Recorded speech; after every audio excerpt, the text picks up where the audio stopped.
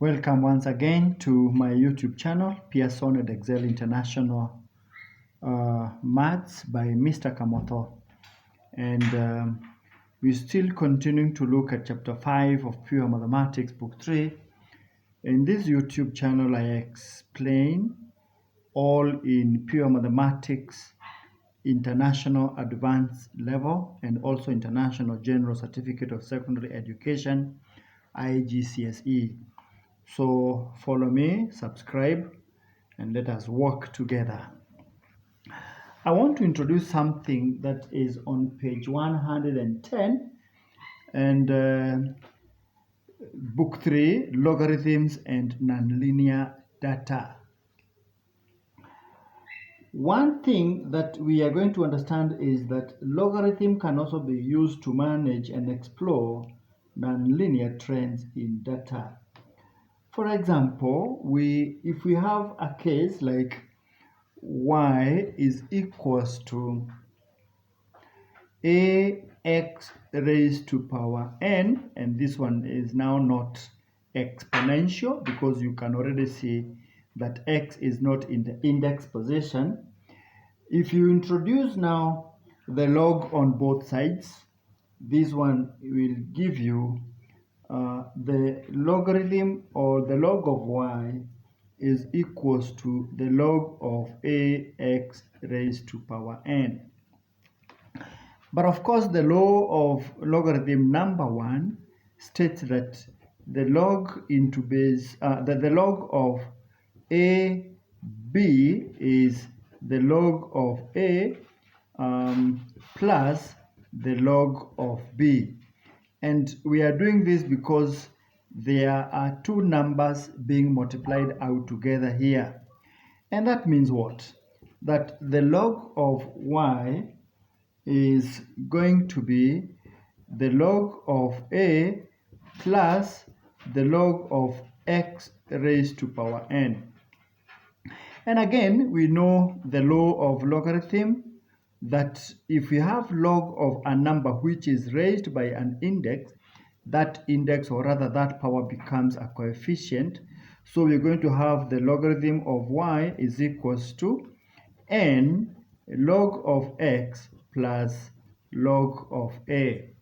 And that one is already in the form of y is equals to mx plus c, whereby you can say y is agreeing with log y, the m is agreeing with the n, and of course the log the n is agreeing with m, not x is not included. And of course the log of x, you can see the log of x is now agreeing with x, and the constant is agreeing with these other constants. And at this particular point, it is important to note that even as we move forward, that the gradient is n, and here the gradient is going to be m and not mx. Please note that. What does this mean? It means, therefore, if y is equals to axn, then the graph of log y against log y against log x, log y against log x will be, or it will be a straight line. It will be a straight line with gradient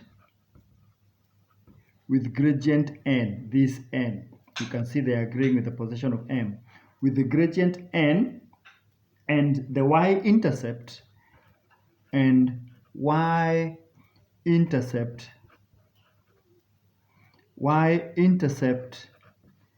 at 0 logarithm of a, y-intercept at 0 logarithm of a, because c is the logarithm of a. it's just going to have a picture that looks like this. It is important to have an idea of this is simply a straight line. This point of y is the logarithm of a, and you can see the gradient here, whereby this is the change in y over the change in x. This is log y and this is log x. The change in log y over the change in, this is the change in log y, and the change in log x, which is actually equals to the gradient, which is in this case the value of n. You can see the y-intercept is logarithm of a.